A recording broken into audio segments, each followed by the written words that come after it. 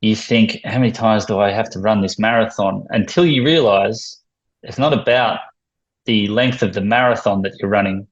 You're just a runner. You run. That's what you do. So either you enjoy that and accept it, that you're a runner. Do you like running? Yeah, I'm enjoying it. All right. Well, every now and then you can stop and you can grab some water and grab some hydrolytes and stuff and enjoy the running. But that's what you do. You're a runner. Don't think that there's a definite end goal to anything that you're doing because there's not. The second that it is, you'll stop progressing, you'll stop achieving, you'll stop striving.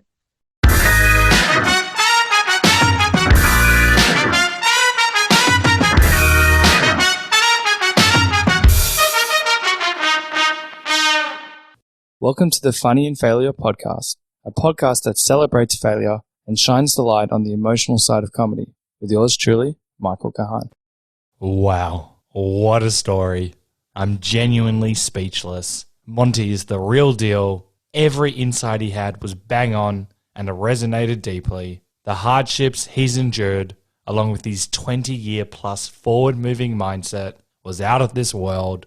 I love how he talks about stripping down his ego in order to achieve in what he loves.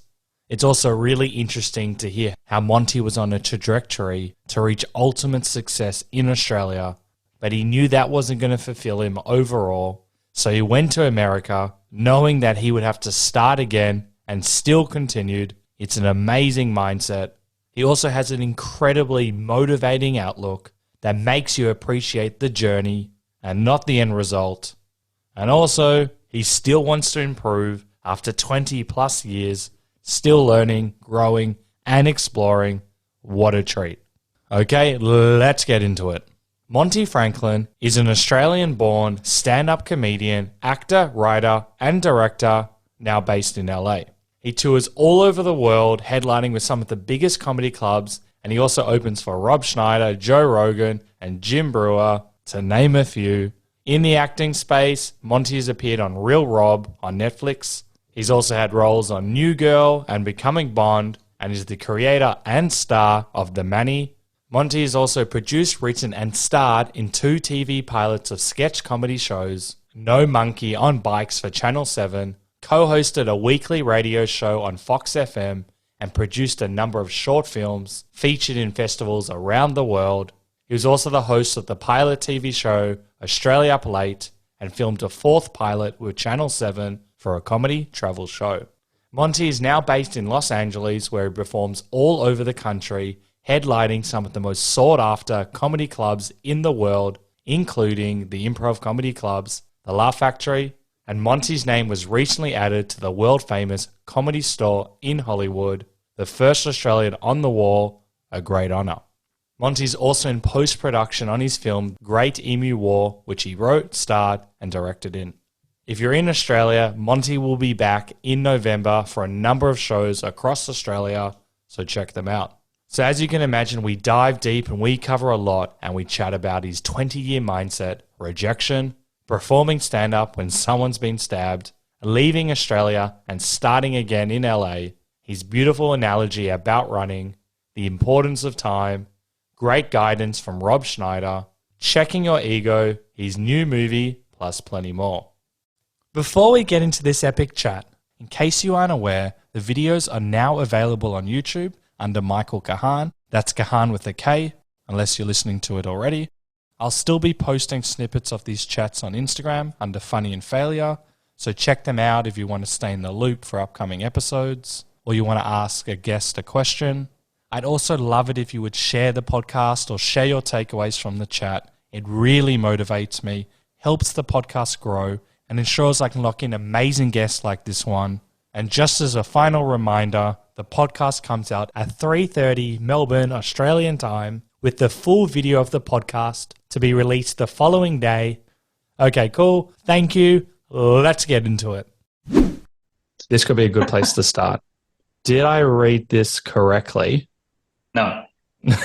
That's it. Thanks so much for your time. Did I read this correctly that while you were performing a stand-up show, someone got stabbed in the audience? It was a long time ago. And I don't know if I was the one on stage, but it was a night of comedy at the Exford Hotel in Melbourne, Oh, and there Melbourne. was a stabbing, and to my recollection, it wasn't while I was on, but it was perhaps maybe before I got on or something. Either way, when I was on, there was like police tape being roped around a certain area, Really? and the show just continued. No, no. What do you mean it continued? Is there just like a blood patch? And they're like, oh, just don't go there. Can you perform to the side? How does that work? No, I think it was like in the alleyway outside, but something had happened inside that they needed to rope off the area or something. So it didn't directly affect the comedy show that was going on. I have this memory of standing there and watching them put police tape around and everyone just carrying on with their evening. And I was like, this is great. Great, not bizarre. And what was the set like? Are you like grounded and present in the moment? Are you like, this is hilarious? Well, how do you? Oh, no way. I'd been doing comedy for 6 months. You think I was grounded and present? I was terrified and naked. I didn't know what I was doing. I can't handle that situation 6 months I don't in. think anyone should be able to, though. Getting up and performing while someone's just been stabbed and you just get up like nothing's happened.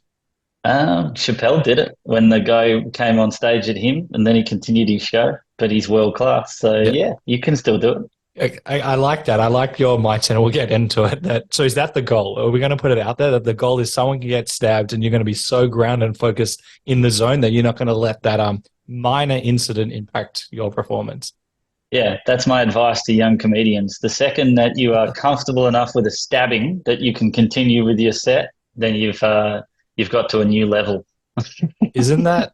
I can't believe they didn't close it off. Or I guess you've probably seen some very bizarre things in your time. I had And a the guy fact get that on you stage can't- and try and punch me, Who? and I on the Gold Coast, this guy got on stage and took a swing at me, and yeah, that stuff happens all the time. I've had things thrown at me. It sounds like it's like a common occurrence. It's not, but you do remember these things. Of course, yeah. And why did they get? Because as you know better than anyone, you can say a joke with the best of intentions, and someone's gonna get annoyed or offended. What did you say to get someone try to swing a punch at you? And I don't remember. I don't remember exactly.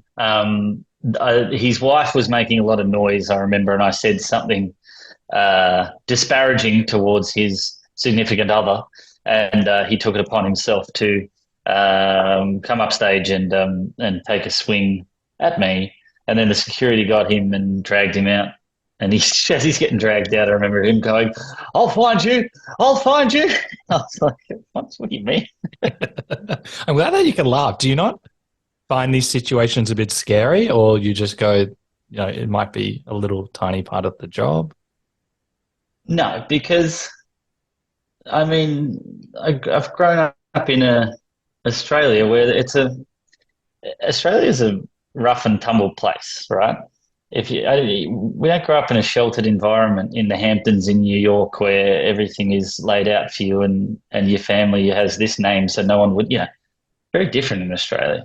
Yeah. So I'm used to ridiculous scenarios playing out in front of me in bars and pubs and stuff. So this is no shock to me, as it wouldn't be to the English or people from Boston are the same. Like it's a rougher, Interesting. and by no means does it make it Acceptable. no, I think it does make it acceptable because everyone's aware of what it is. And I've had when I was younger in my 20s and stuff, I had plenty of scuffles in bars and stuff. And then I would end up having a drink with the person I had just had a punch on with because you know what you're doing. It's almost barbaric and in nature. It's almost like, all right, let's just get some of our testosterone out. And then, all right, we're both people. Let's have a drink or something. It's interesting. The only other place I've seen it is it's kind of like that in England, and it is like that in Boston. And the only thing I can put it down to is all three of those places have convict heritage. So I wonder whether it has Interesting. something to do with just generations of slightly off people. I don't know. Slightly off. Well, hopefully you don't have too many of those situations again. And you grew up in a similar area to me, so I'm surprised that you had this. You're a Melbourne boy as well. Yeah. I'm surprised that you had so much of it. And I guess in the positive sense is that if you can befriend the person that tried to punch you, and you're very good at de-escalating, so maybe that's carried on for your comedy career as well. You can handle something like that. Yeah, this was younger years too.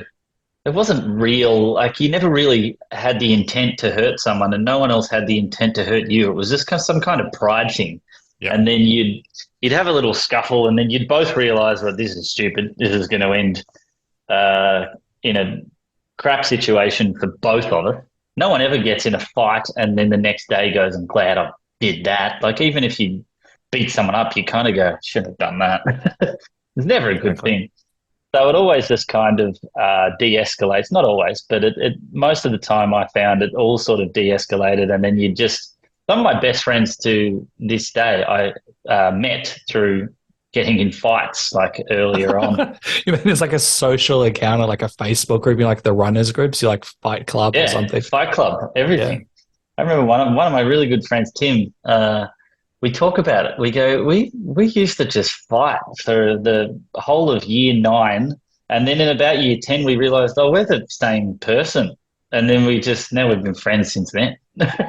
That's so nice. Befriend your bully. Beat him up so they become your friend. I like that. Yeah. And you mentioned, when the first stabbing incident, that was when you had been doing it for 6 months and you said you weren't that grounded. I would love to know, like, what has worked for you to feel more present and grounded on stage? Because that's a life skill that you can probably apply outside of comedy as well. That only comes with time, unfortunately. As much as you want to say to someone, hey, do this and this and this, and you'll be a grounded individual and you'll be on top of your game and confident. There's no fast track way to doing that. Some people get there quicker than others. My mate, Ronnie Chang, comedian, he found his voice, his confidence, his groundedness very early on. We started around the same time, but I feel like after about somewhere between 6 and 8 years, he really just hit and found what he was doing and knew exactly what he brought to the stage, to an audience, to himself. And for myself, I think it took, like, I've done stand-up for 20 years now, and I think it took 15 to really, really feel comfortable, like, oh, now I know what I have to say. Before that, you're kind of pretending that you know what to say, and that's enough sometimes. It really is. Oh. It's enough to get a laugh and a reaction and do good shows, but to really tap into something different and interesting and great, it takes how long it takes. And Ronnie got there quicker than I think I've seen anyone, which is interesting. And as a result, he's one of the best. Yeah. But it just takes as long as it takes, which sucks. I hate when people say that, but it's the way it is. I think it's really important that you say that, and you've got a wild story, and we'll talk about when you moved to LA and the struggles there.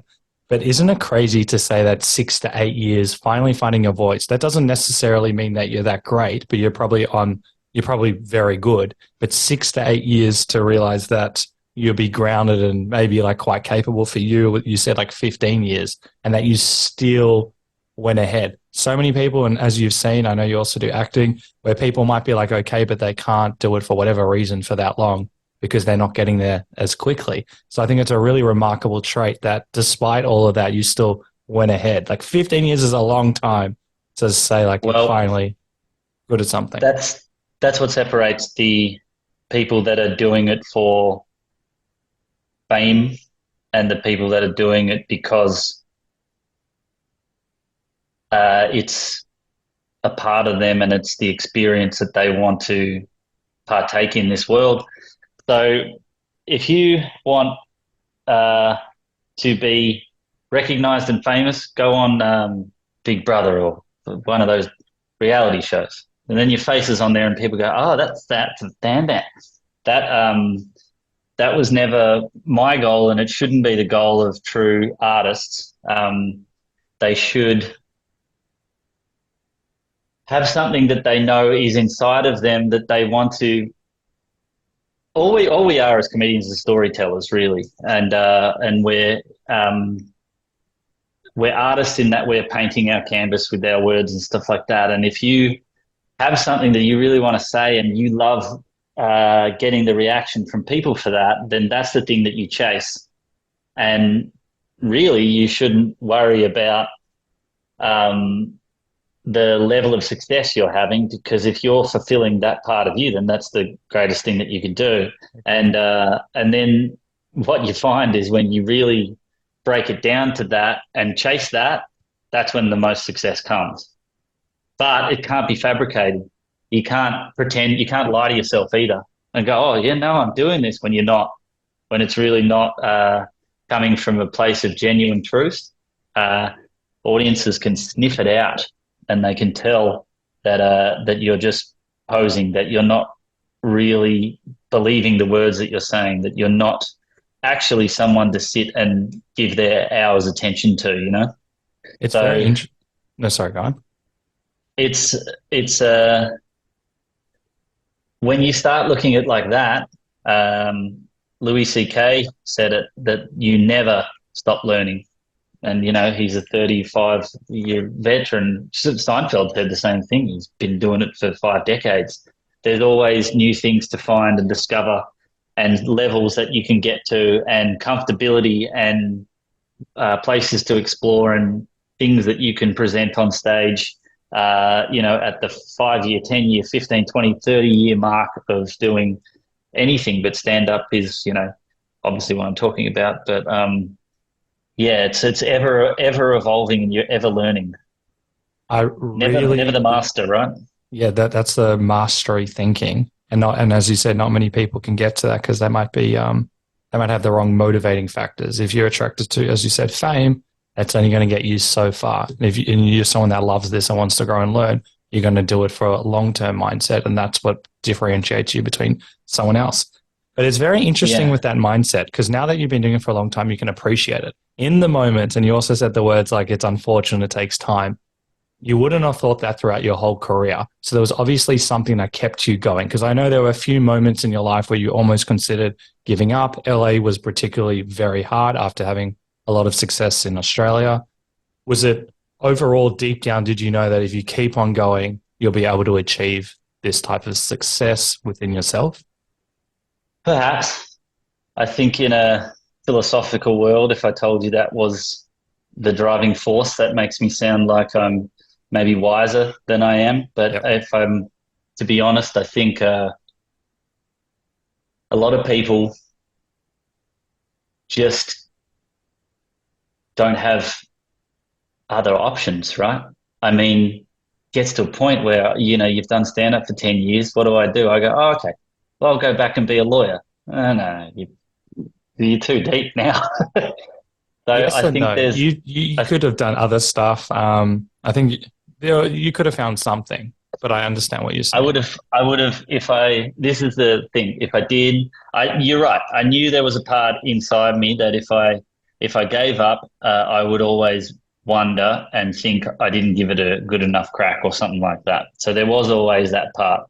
And that necessarily wasn't always me thinking that. I've got very good people around me. My family, my sisters and my mom and stuff were always like, don't, just keep doing it, keep going, and, you know, this and that. So there are, that does motivate you to keep going. And it's a hell of a ride. And most people aren't aware of how much of an aggressive ride it is.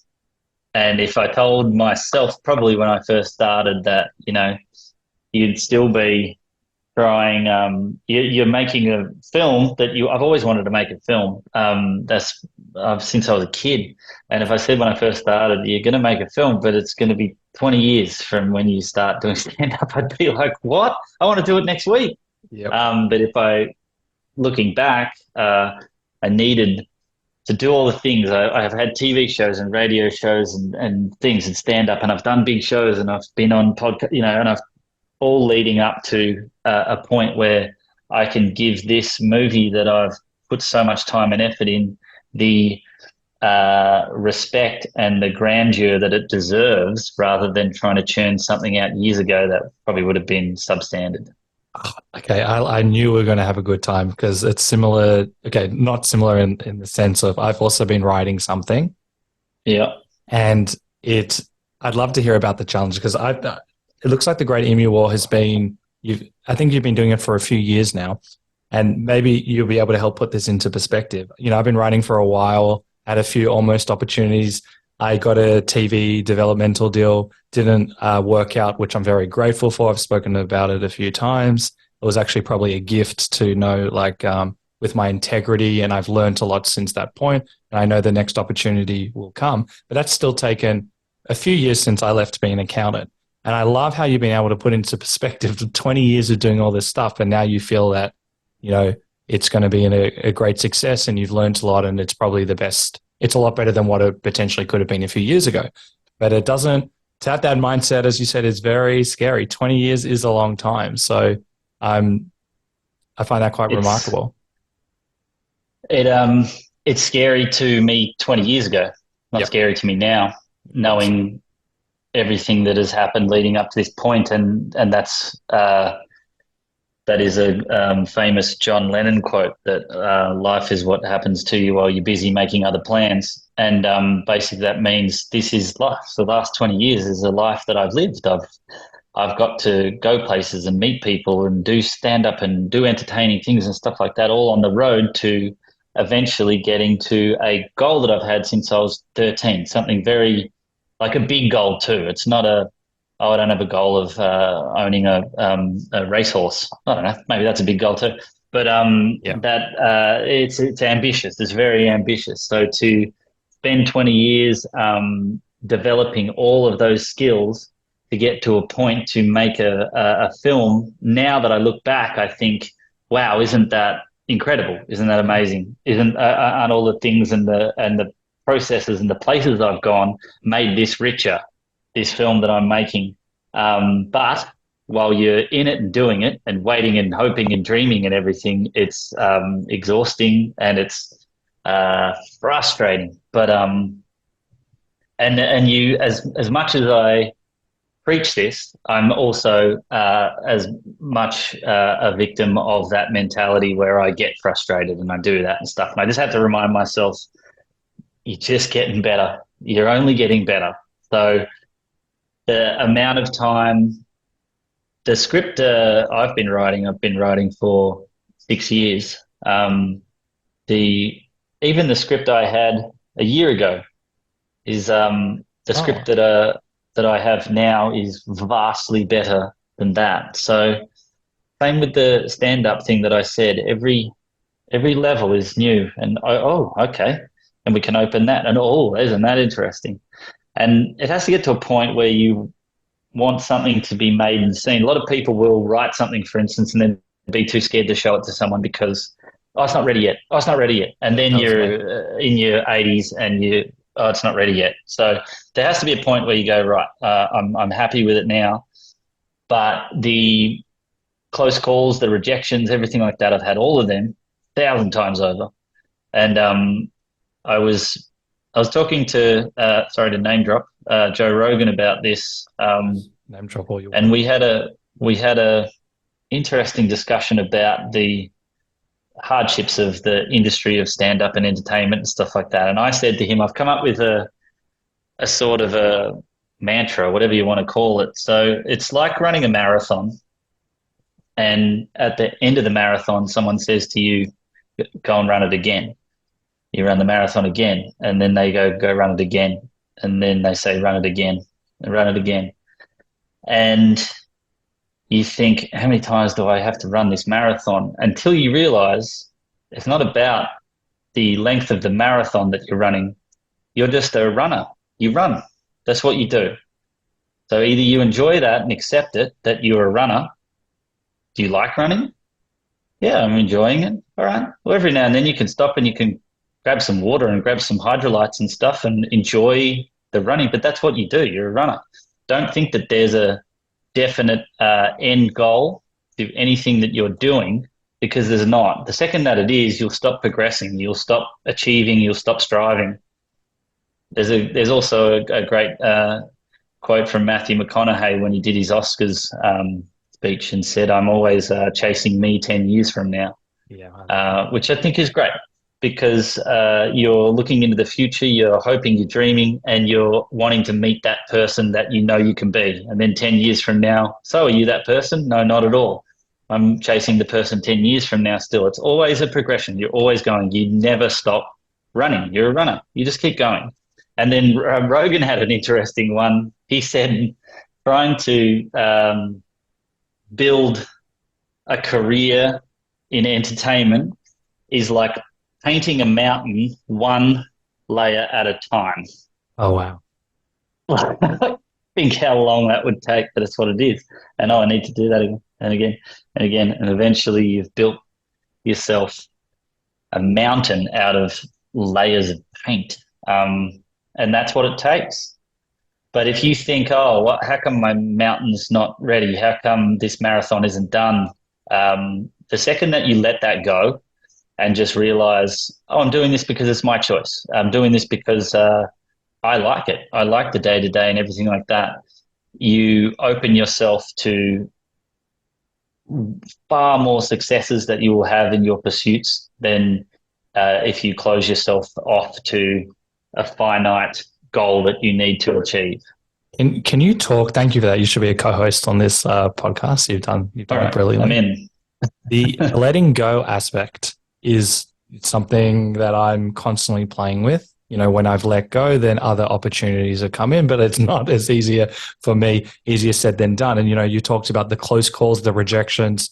And I'm sure when you were trying, for example, this script, this doesn't include your acting and the stand-up, you would have maybe have had people be like, I like this script, let's do something, that you never hear from them again, or all these type of stories. And then, yes, you gave the marathon analogy, which is brilliant, by the way. How did you mentally make that shift to go, you know what, I have to let go. This is what I do. While you still want to get it made. That's your end goal, but you also seem to be a little bit detached. So it's a really interesting balance. You know what? You can't fool yourself into letting go either. You can't tell yourself, I'm going to let go, and then secretly you're holding on. You know, when you're in the wrong relationship, maybe you're chasing the wrong person, and you say to yourself, I don't care about them. Like, you think that the world is going to see that, and then they're going to turn around and go, hey, why don't you? And it never works that way until you actually forget about that person. And then you don't care. And then 3 years later, you bump into them, you go, oh yeah, that person. So to get to that point, to actually let it go, you can't fool yourself into believing that you have let something go.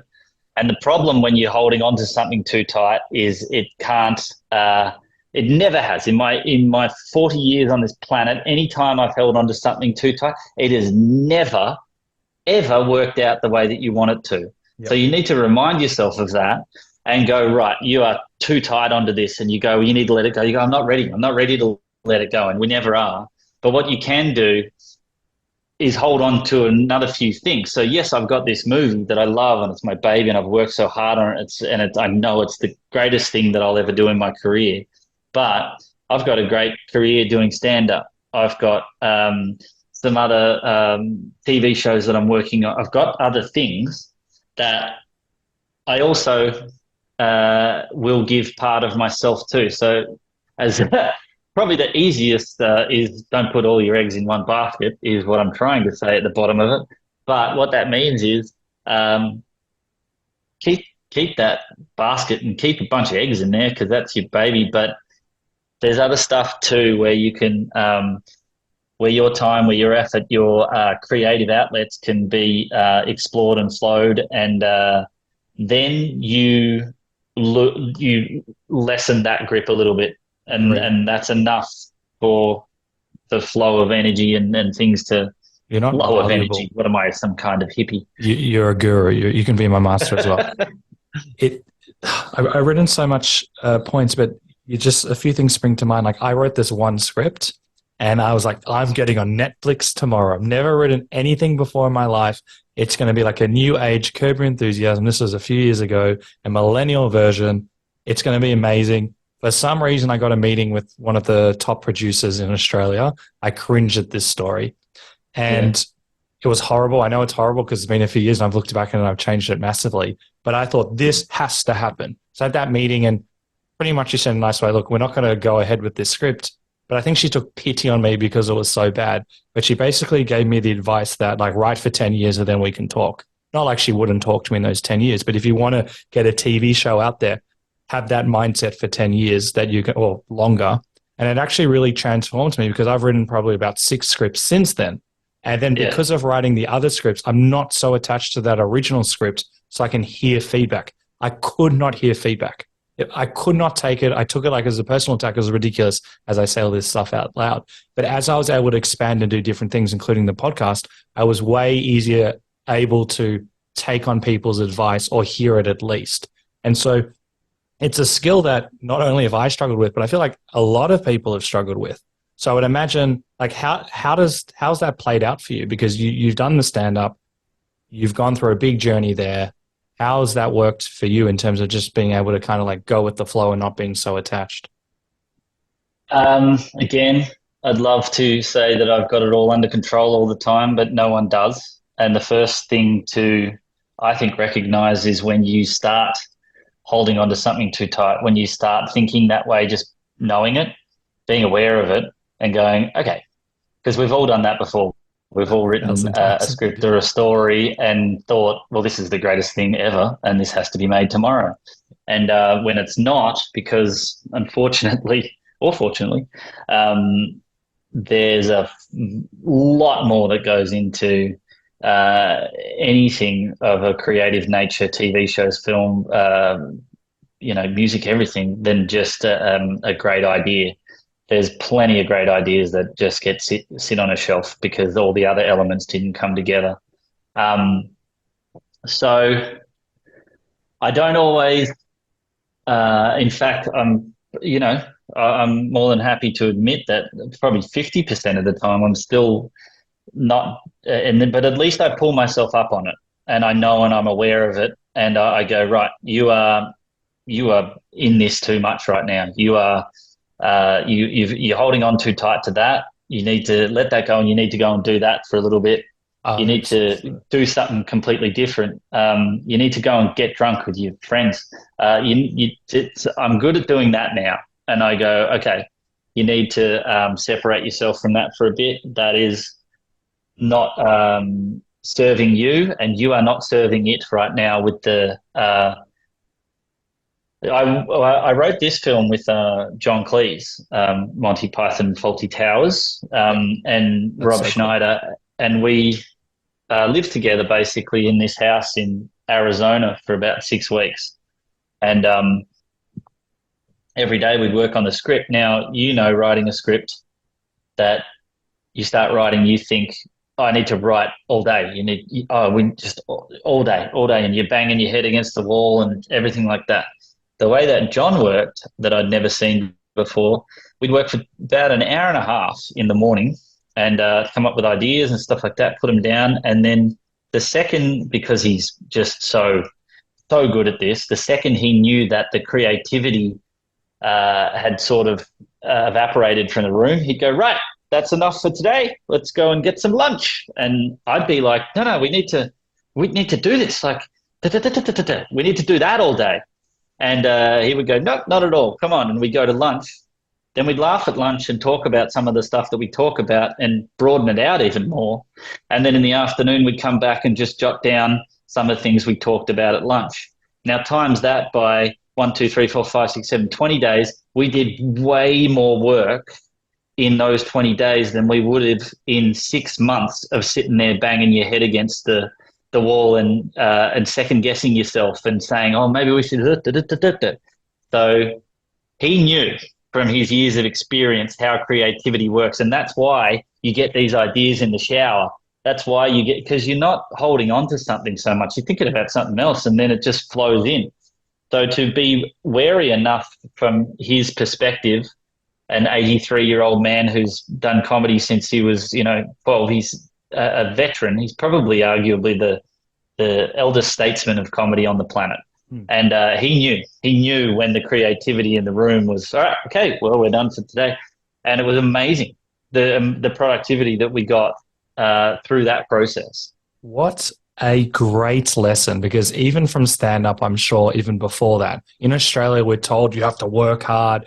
It's all about the work. And when I used to be an accountant, I would finish my work sometimes at 3, but I wasn't allowed to leave until 5:30. I'm like, but I've been so productive. Why do I just need to stand here for the 2.5 hours? And they're like, they pretty much explained to me it was a quantity game. And I hate that. Thank God I'm not in that field. But it's a quality game. But especially, I would imagine maybe it's more of an Australian thing potentially. And actually, it depends on different cultures. But we always talk about quantity and not about quality. And so I've changed my writing as well. I think what he's done, that advice is life is a game changer. But to just be able to like have the confidence to be like, I can do amazing work in half an hour, 2 hours, and that can be my day. And I would imagine as a stand-up writer as well, that would be also like, you don't need to sit at a desk, bang your head for 10 hours a day. It allows you to also enjoy life and go out and experience life as well. Well, then you've got stories to talk about. If you're just sitting in a room banging your head against the wall, that's the thing. You're right. Australians, we have a great work ethic, but it has been instilled at us that you sit and you dig a hole and that's what work is. Whereas working for an hour and a half, writing stuff down and then going to lunch, that was still work. We got more work done. We got more quality stuff done. You in the car listening to your favorite music is work. If it's helping your creative juices flow, like it's all part of it. But it's hard sometimes to think, oh, I'm not digging a hole and I'm not getting told good job straight away. So I'm not working. But it's all part of it. It's all experiences, and like I said, going out and having a drink with your friends is something will happen. It's an experience that you'll bring into your chosen profession or whatever it is, and use that to enhance whatever you're trying to achieve. But to sit there and just think like that's how life is going to work. Like you gotta very insane. It's hard to let it go. Still, I find it difficult to accept that. Put it this way, I work out a lot, right? And that is arduous. Go for a run, lift some weights and stuff. That there's a physicality to that. But I know that there is more benefit sometimes for me sitting and meditating or doing yoga. But in my head, I go, yeah, but that's not a real workout, is it? That's not. But it is vastly more, but I still think that it's not. Yep. So it's about putting that perspective into your life as a whole and knowing that the meditative parts and the yoga parts are just as important as the lifting of the weight part and stuff like that. Right. And anytime that you're trying to achieve something in your life and thinking, but I'm not doing my thing to get my goal. Yes, you are. Every part of it is. Every facet of what you're doing. Unless you're doing something ridiculous. Well, I think it's really important. I remember my dad's been super supportive, but when I made this transition and he saw me writing 9 hours a day, and then I decided, you know what? I'm going to meditate. I'm going to go for a walk. I'm going to see friends. And, you get stories and banter with your friends or even just a nice chat. And he's like, you're not working as much. I'm like, no, I'm working way more productively. Meditating is work. Seeing my friends is work. And it almost like it wasn't me. It just something came out and I realized that. But, going back to John Cleese, it's almost, I'm sure you figured it out as well, but it's almost getting like permission from like a master, someone that you admire who's so good to be like, I can do it that way. Because I know I felt so much guilt because my hours have massively declined in terms of sitting down and writing. But I'm way more productive. But I actually had to deal with a lot of shame and negative belief systems given societal and other statements. So I feel like a statement like that, and you probably had it before, would just be like a bit of relief and give you permission, not that you need it from anyone else, or at least that was it with me. It took me to see the results though, because I think when he first said it, I went, we're not. He's just an old man who wants to have lunch. And I love it. But then I saw at the end of the week and I realized, whoa, we've done way more work than I know what productivity I get out of a week when I'm banging my head. And this is way better. And then I just went, wow. Wow. And it's hard to make that shift in mentally because we we come from a society that the generation before us were brought up by the generation that were going through wars, and you knuckle down and you dig that hole, and so it's hard to wrap your head around that. Um, but knowing that that is where the better stuff comes from, it's liberating, That's a and great word. it's I'm still, like I said, I'm still not. If I go the day without doing something that I consider to be work, I think, oh well, I've wasted the day. How many times have you said that? Oh man, I wasted today. Did you, or did your brain just need to watch something else for the day or do something else for the day? I think we all know people that are lazy. That's a different thing. But the people that are working hard, but just sometimes your creative juices aren't flowing, and to force it is detrimental to the project that you're trying to achieve. To do something else and come back to it is vastly, vastly better.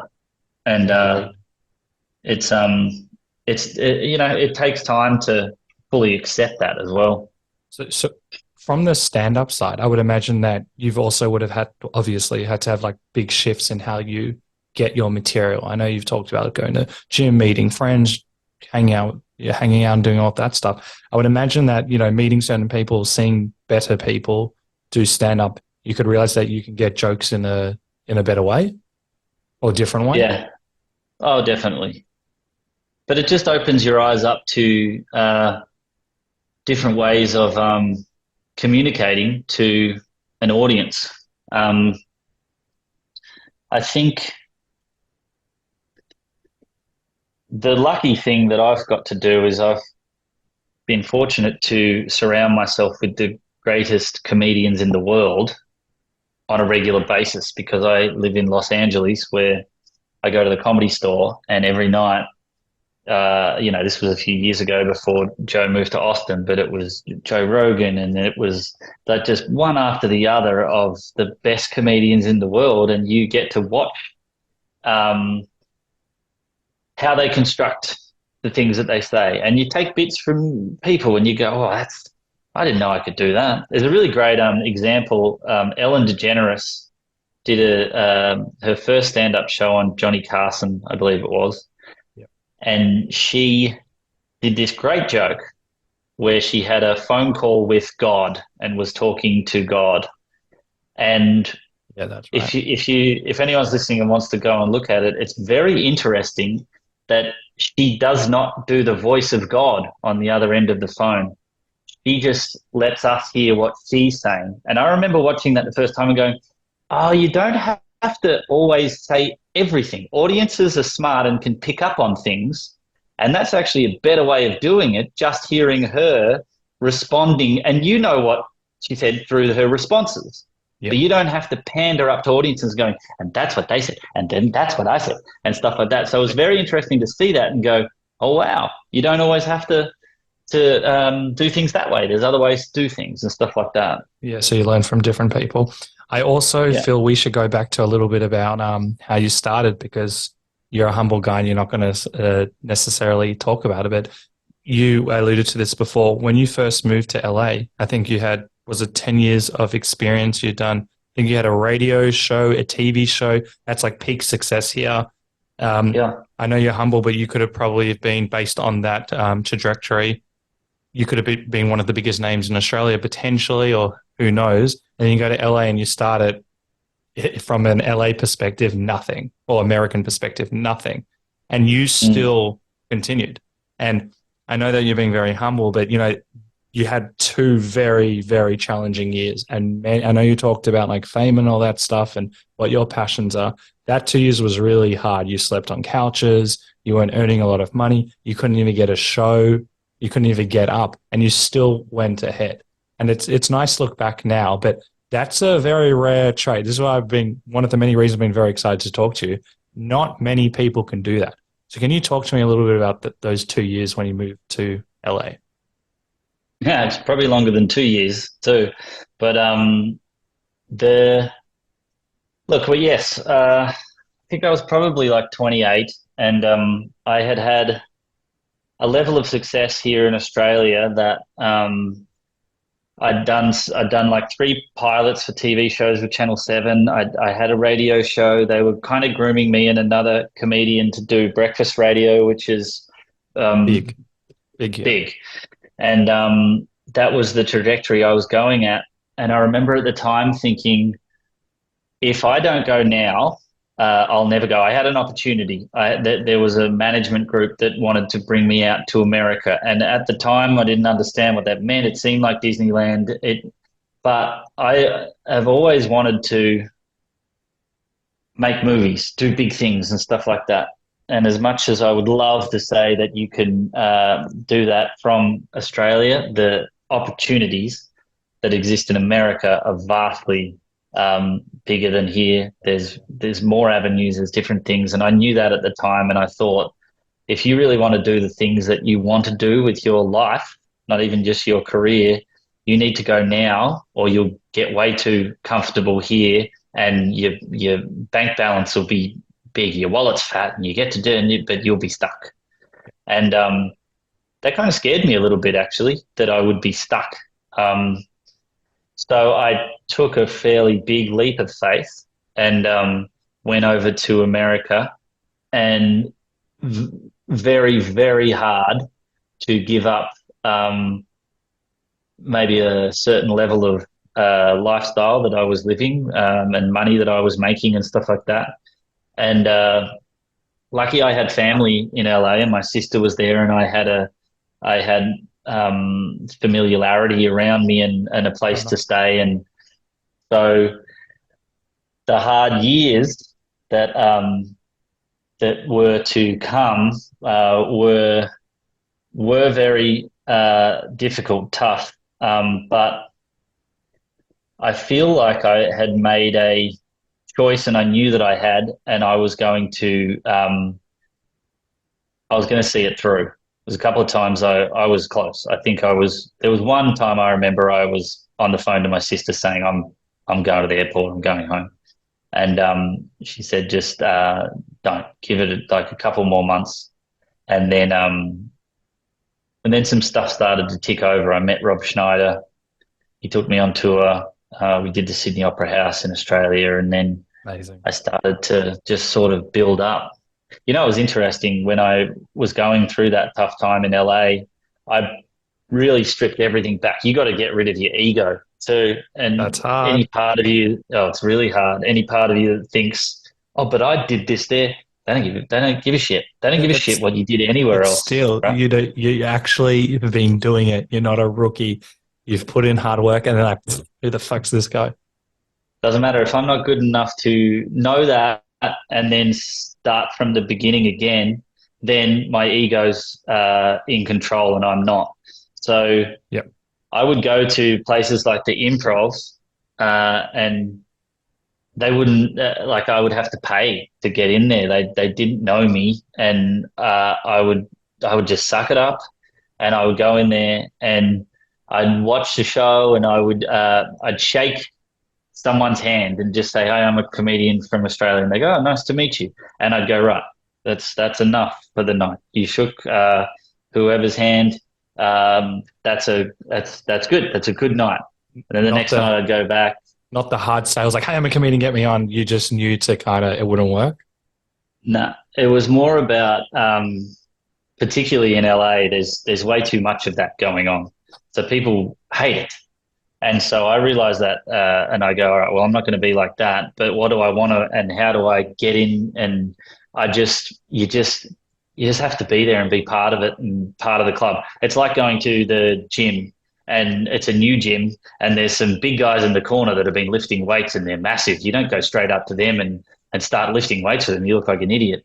But you go at your own pace, and you do a little thing there, and then you go, hey, like that to them. Before you know it, you're talking. You know what I mean? Like, it just takes Definitely. time.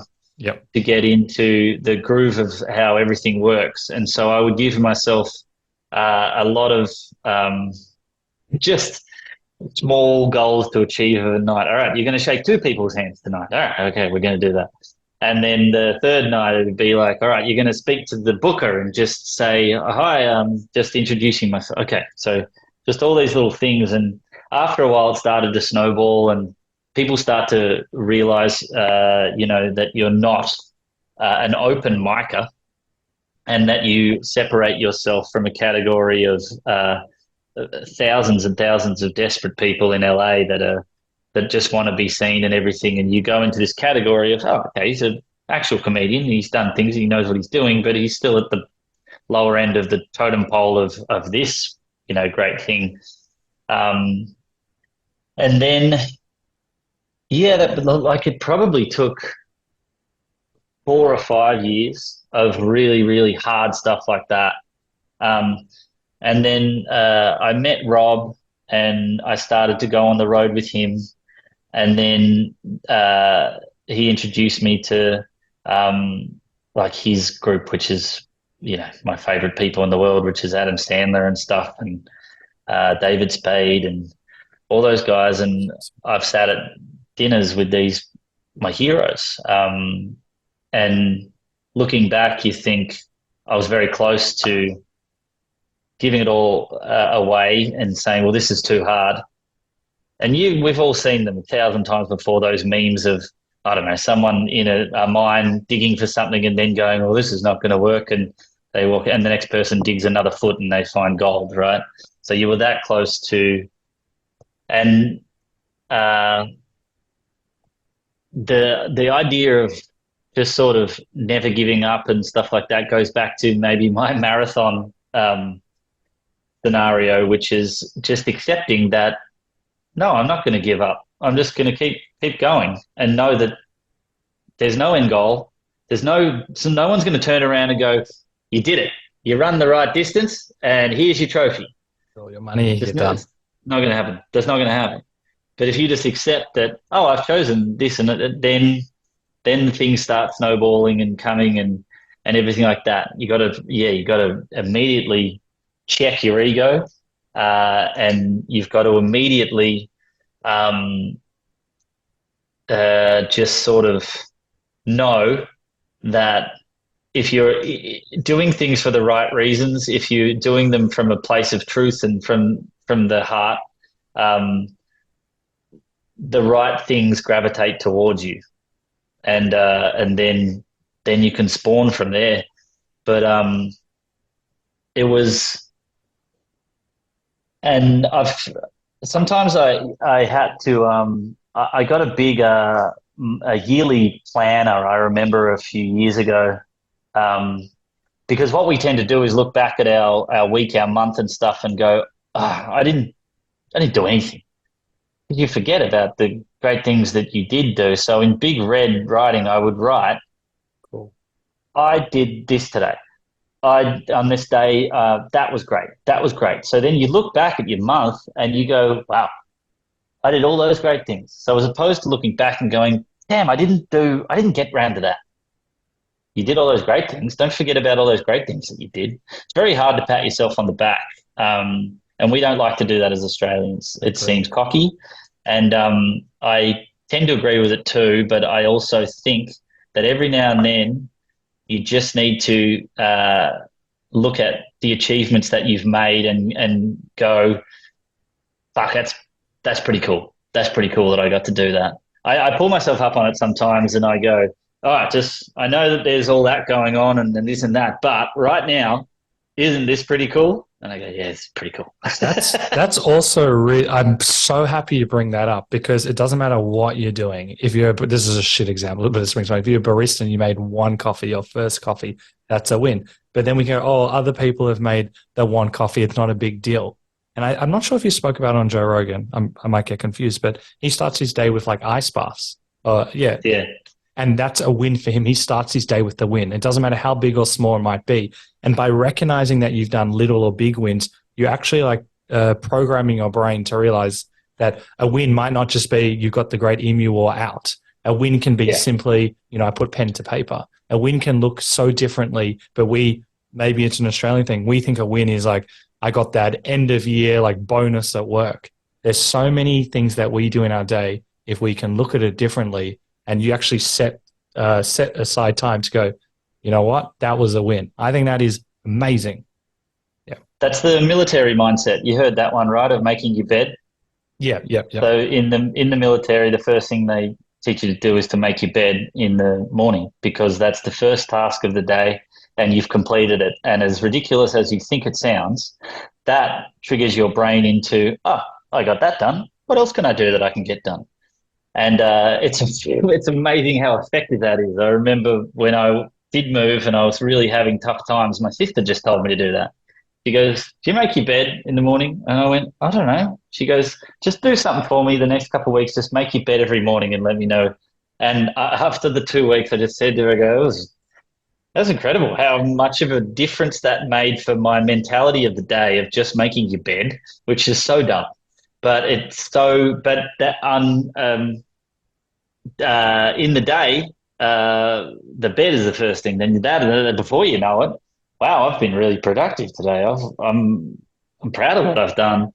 And then write some of the bigger things. Yeah, write some of the bigger things down in a planner or something, so you can look back at it and go, wow. Because every time everyone looks back and goes, didn't do that. Didn't get my goals. I had these New Year's resolutions. I didn't do any of those. I didn't do that. But you are very easy to forget the things that you did achieve. And they might be small things with your family. They might be small things with yourself. You might have done something physical that you hadn't done before. There's a bunch of just things that we always overlook.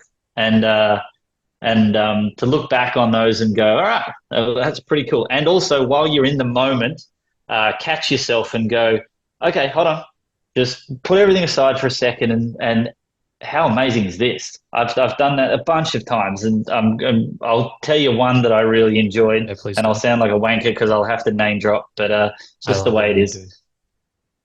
I think it was I don't know, it was probably a year ago or something, and I've been working on this movie for so long, and we'd had a couple of dead ends and stuff like that, and I was getting really frustrated, and I was at the end of the day, and I was just like, oh, nothing is working. And then I said to myself, I went, oi, what the? Okay, just pull back for a second. Where are you? I was sitting next to the stage where Adam Sandler was performing in front of 20,000 people, and I was there with his group of people as part of with Schneider and with David Spade, and Chris Rock was there, and Ben Stiller was there for some reason, which was hilarious. But I'm there. I'm sitting there like one of them, like in equal. And Joe Rogan called you an hour ago and spoke to you for 45 minutes on the phone. His time's very valuable, and you're sitting here going, "Why did you pick it?" And I just went like that, and just went, "Today's been an amazing day. What an amazing day!" But it's very hard to get. You're in your own negative space, and then just to go, "Oh," and that was a crazy example. That doesn't happen every day. Maybe for you, but no, it doesn't. But the things that people can take from that is, all right, yeah, this is going on, but it wasn't that fun when my kid came up and gave me that drawing, and it was fun. We had that moment and stuff like that. You just got to remember all those little things, because again, that's what life is, really. I agree. You've given fantastic tools. This is very inspiring to me. And also on that Adam Sandler moment, you also received really good advice about tall poppy syndrome, which is a topic that I was actually just chatting with someone earlier today. But I think it's I'm going to paint the picture and then you go where you want to. I think when maybe at that show you'd gone out with, Adam Sandler and a few of the others. They're staying at I think you're in Vegas. They're all talking about the fancy hotels they're going to stay at, and you didn't have the money at the time to go to the hotel, so you slept at a park bench, I believe.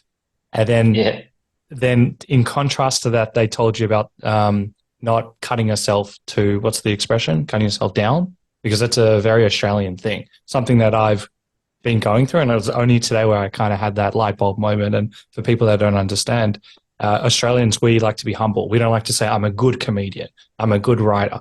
Whereas the Americans hear that and go, okay, you're not a good writer. They don't quite hear it that way.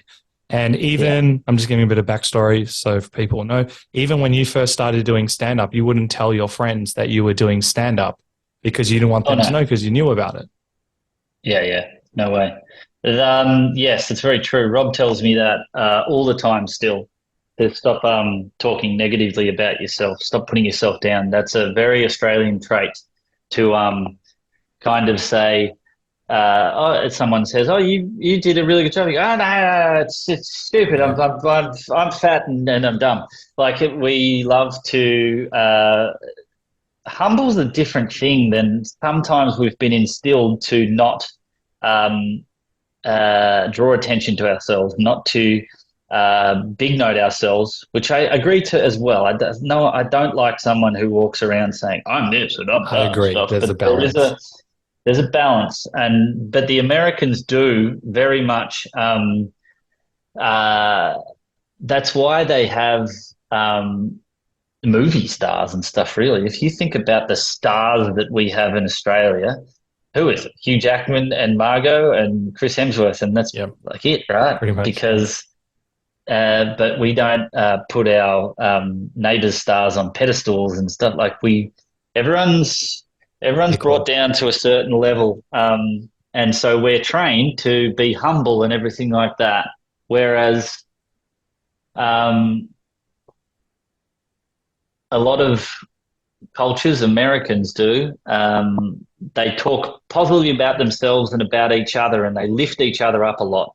So I've got a great community of people in America that will always lift each other up, and they go, "Oh, he's doing that," and stuff like that. Whereas in Australia, you're sitting around drinking, going, "Yeah, he thinks he can do that," and so it is a different mentality that I would love if we sort of got out of a little bit in this country. I agree, because it can hold you back. I think it can hold you back. I think as people get older, they realise that a lot more. I think Australians, and I'm not sure what the Australians in their 20s are doing now because I'm not in my 20s, but when I was in my 20s, I didn't want to tell any of my friends that I'd started doing stand-up because that was different. I didn't want them to make fun of me. I didn't want them to,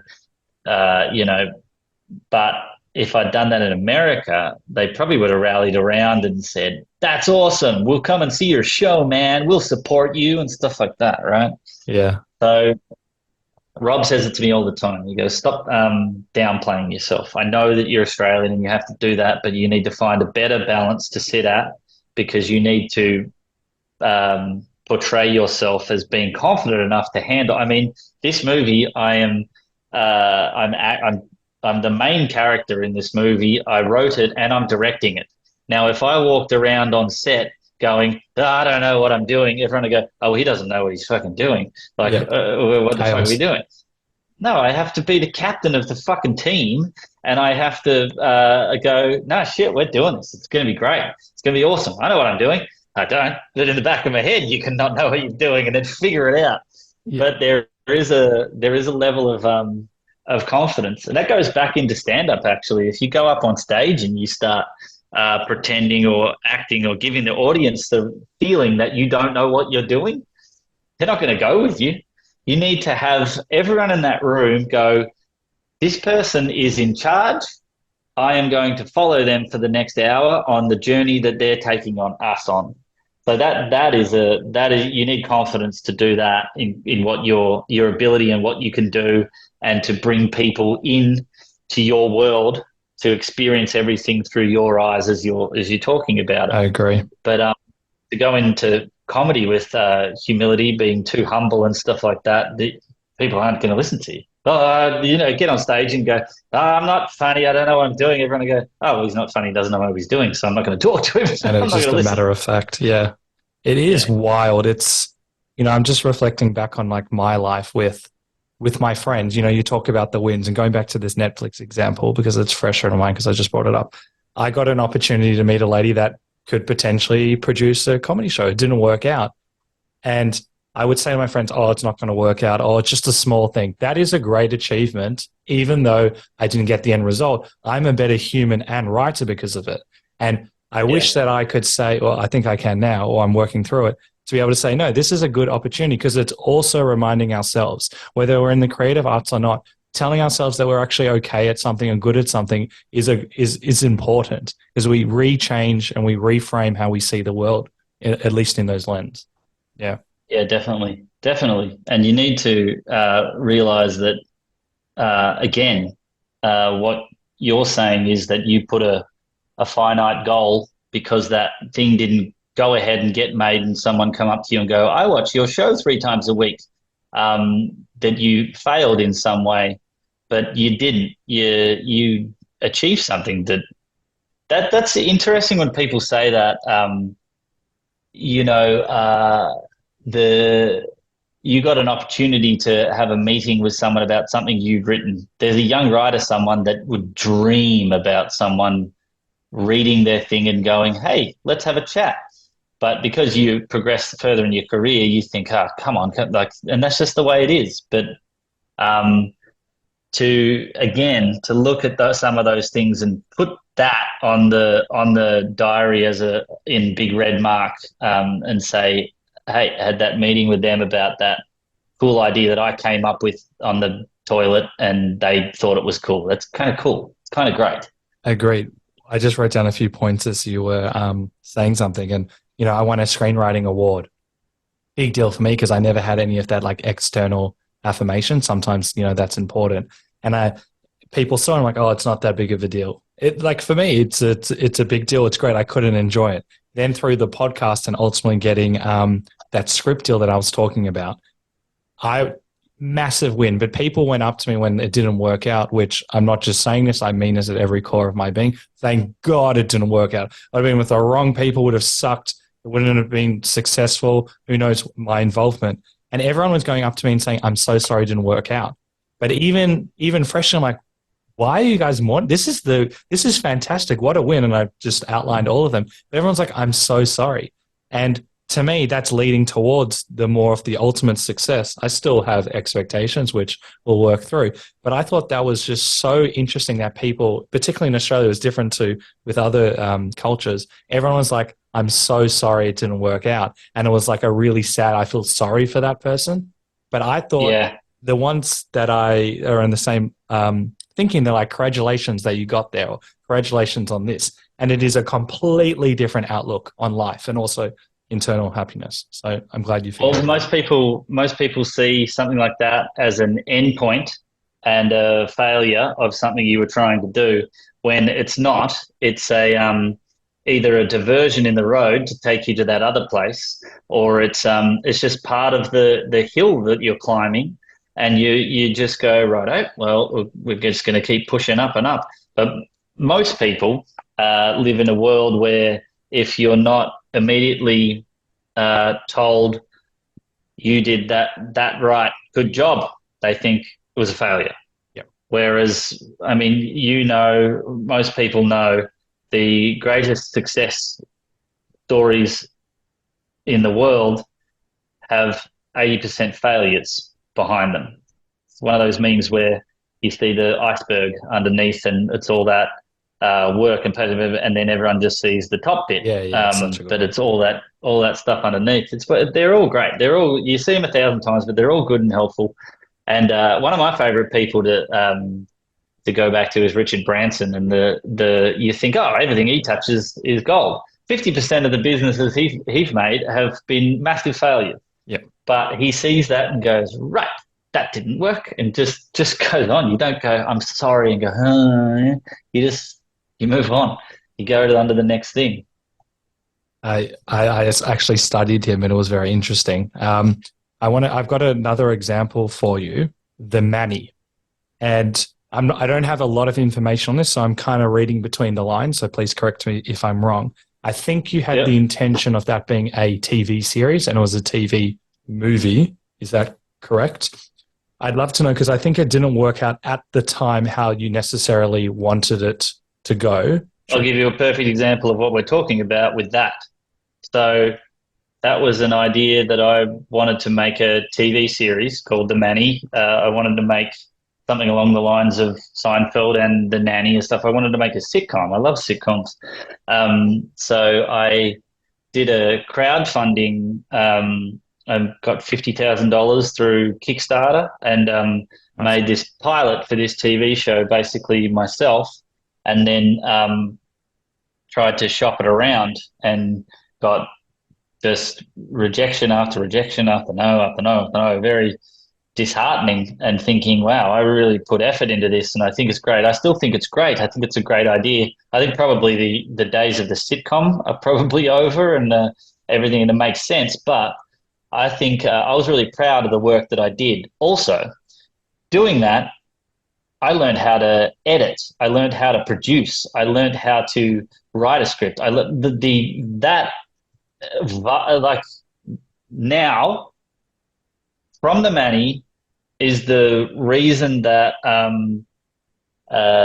Happy Madison, which is Adam Sandler's company, saw the Manny, independent of the relationship I had with Rob and Adam or something like that, right?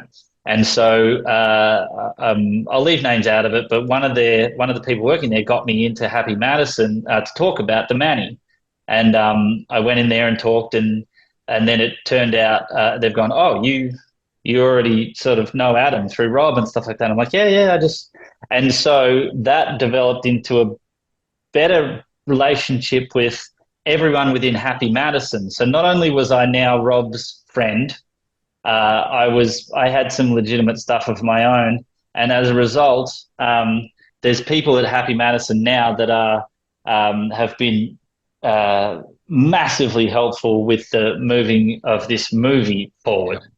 So do we look at that as a failure because that TV show idea didn't work out, or was that the door that opened me to be able to make this movie, which is actually what I have always wanted to do? So it's just how you look at it. And like you said, if everyone had gone, sorry, it didn't work out, and I did, and went, no, it didn't work out, and sat down on the couch, or you just go, right, that didn't work out the way I thought it was going to, but now it's gone this way, and wow, way better. Suddenly I'm writing a script with John Cleese and Rob, and we've got Jim Jeffries is in the movie, one of my favorite Australian comedians, and we've got Rhys Darby, who's this is the thing. And it wouldn't, if I'd let that sort of define and destroy me, you could be just bitter for the rest of your life. But even at the time, I remember thinking, wow, I actually know how to edit this movie that I'm doing now. Not that I'm going to be the one editing, because it's bloody arduous, but when I go into the editing suite, I'm not going to be an idiot going, what's that? I know everything. Yeah. I know about color grading. I know about sound design. I know about like all of that stuff. So when you try and do something outside your comfort zone and you learn about all of these techniques, or you learn about different things, that is just tools for your toolkit. That is just for your arsenal. And then one day you realize, and you're sitting in a meeting and you've got an answer for everything, and you go, oh, that's why I did that for 20 years. I know everything about this. So I wasn't meant to direct this movie. We had two other people on board to direct this movie, and then they just weren't getting it. They weren't understanding what we wanted to achieve from this story. And then the idea of me directing came up, and I instantly thought, oh, well, I can't do that. I don't know how to direct. I don't know what that is. And then luckily, again, sorry to name drop, that I had good people around me like Rob, and Adam and Sandler and these guys who said, you can absolutely direct. This is your story. It's just the telling of the story. You don't have to turn the camera on. There's people who turn the camera on. You just tell the story. And then it gave me that confidence, right? And I go, well, if they think I can, then maybe I can. And so then I'm sitting in a boardroom of, costume designers and this and that stuff, and which should essentially be a very intimidating room if you think you don't know what you're doing. And halfway through that conversation, I went, oh, shit, I know the answer to everything. Hey, what about this? And I go, well, actually, on page 36, it actually, because it's my thing that I've done for 7 years. Yeah. No one knows this better than I do. So no one is actually in a better position to direct this movie than I am, even though I think, oh, I don't have the skill set because I haven't done it before or I haven't done this. I've directed episodes of TV. I've directed tons of stuff. And so to have the right people around me giving me the confidence that I'm just telling the story in the way that I think best serves this story, there's no better scenario. No, I don't think I had a... Oh, no, I was just, what a great perspective. I wish I had you like Tony Robbins' little like, what do you call a little self-tape? Because, you know, to see so clearly now, I know we said like time and hindsight, but, you know, the Manny, we won't harp on this, the Manny, something which you're really passionate about, it didn't work out in the way that you wanted it to, and it would have been very difficult at the time. And now to look back now and see that it's led to this movie, remarkable cast. And regardless what happens with the film, it sounds hilarious. I know it came from one of your stand-up bits.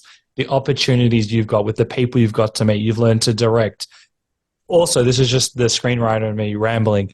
For you to change the script when you've been working on it for a few years, and then you said last year it was very different to the one here, that is a journey in itself to just mentally be able to go, okay, I'm willing to do whatever it takes with integrity. And that part of it, because you said you wrote something and you thought, well, this is perfect, and anything anyone said, you were like, no, you don't know what you're doing, right?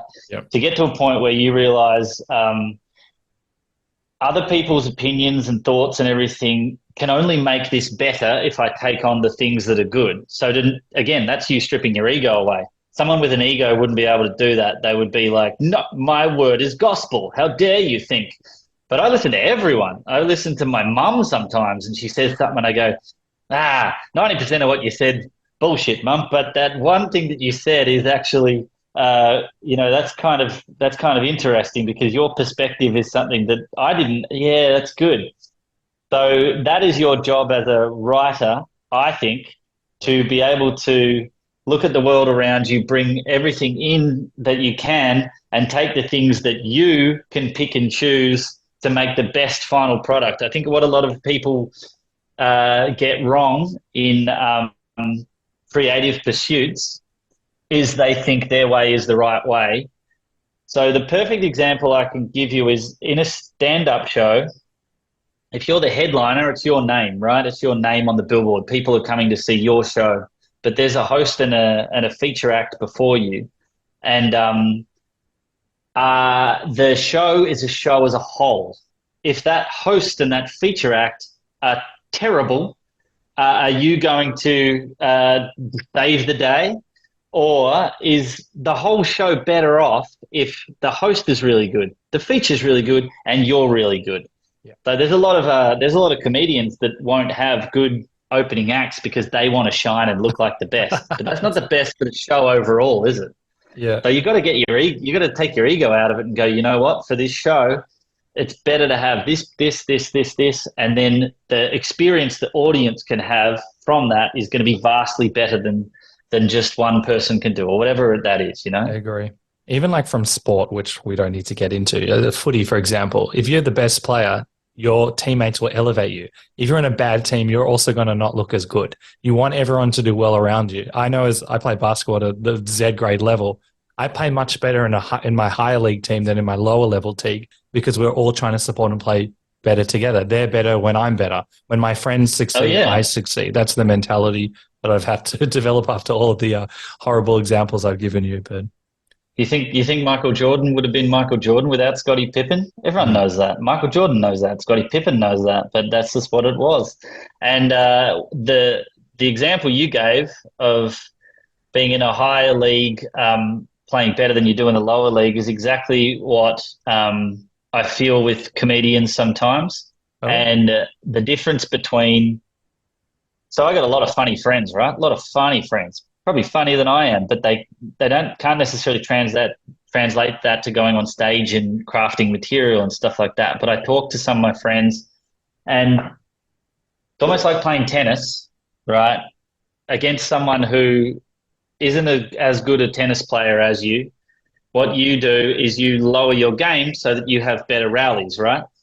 But if you play against someone who's at your level or even a little bit better, you'll rise so that you can have that sort of that back and forth, right? Yep. So I realize that when I hang around really, really good comedians, I find my level of comedy goes up because I have to. Otherwise, I'm not even in the game. I'm not even playing. So surround yourself. I mean, that's another great quote. If you're the smartest person in the room, you're in the wrong room, right? Yep. So surround yourself with like-minded people or better people than you. It only elevates you up more. Agreed. Wise words. What we're going to do is a very quick rapid fire to end the podcast. I know you've got shows in November in Melbourne. Yes. Are you traveling around Australia as well, I believe? Yeah, I think I'm doing all the majors and and Hobart, which might not be considered the major, but I'm doing Hobart. I'm doing Brisbane, Sydney, Melbourne, Perth, Adelaide, Hobart. There might be somewhere else. I can't remember. Canberra. Yeah. Do you have a link, and I'll upload in the episode notes, so everyone in Australia doesn't have an excuse not to see your show in Hobart or elsewhere? Yeah. MontyFranklin.com. It's all on my website. Amazing. I know you do this famous surfing trip. Can you tell me what it does for your mental health? It checks me out. It checks me out of the madness, the manic, the chase, the work, the everything. For 10 days, I do nothing but sit on a boat with a bunch of friends, surfing, talking about surfing, eating, surfing, talking about surfing, talk about surfing, watch surfing on the TV, eat, surf more, and that's all it is. So it's a complete, I mean, it's what we were talking about before. It's a 10-day meditation is what it is. It's the best. Any advice you want to give to people who want to try something different or new, but perhaps a bit fearful of doing so? Do it because you want to do it. Don't do it because you think that someone else is going to give you either praise or is going to be negative towards what you're doing. Do it because you want to do it. A lot of people always say, "Oh, I want to do stand-up and try it," and I go, "Why?" And they go, "Oh, just so that I can say that I've done it." I go, "Well, what do you mean? Why don't you just tell a story at the dinner table and say that you've done that?" So do it because you want to do it, not because you think other people are going to be impressed or something. Put it that way. Very good. Last question before I ask how people can follow you and keep up to date with you. What is the one question I should have asked you? Who's playing my fiance in the movie? And I'm not allowed to tell you, but it's very exciting. Can you tell me off air? I can tell you off air, yeah. Oh, amazing. Okay. Thank you. Before we go, what are your socials? How can people keep up to date with you? I know is there a date yet, or are we early? Yeah, I won't go into that, but we're still in pre-production, so movies take a while. But if anyone wants to follow me, it's just Monty Franklin on all this stuff. Cool. Thank you so much. I love this. You've got a very refreshing, unique, forward-thinking mindset in life. It's very helpful for me. And yeah, thank you so much for doing the podcast. No worries. Thanks for having me. I love Monty's philosophy on you are a runner. It doesn't matter what you do, but if you run, you're a runner. The mindset is highlighting that if you love something and practice it, it doesn't really matter what the end result is. There is no end result if you love it. You keep thriving, striving, and eventually you get better. This is a part of you. As he says, it's not about the length of the marathon. It's just something you do. Accept it. Do you like it? Then keep going. Essentially, he's encouraging us to enjoy the journey, the highs, lows, and learnings. Even when it becomes difficult, once you accept that, it becomes easier to enjoy the process and realize that by doing and not fixating on the so-called endpoints, we become the runner. So I'll leave you with this epic quote. It's not about how it ends. It is about the journey, the full story. You have to know the full story to care about or know the ending. Paddy Callahan Henry. Thank you for listening to the Funny and Failure podcast, exploring the deeper side of comedy.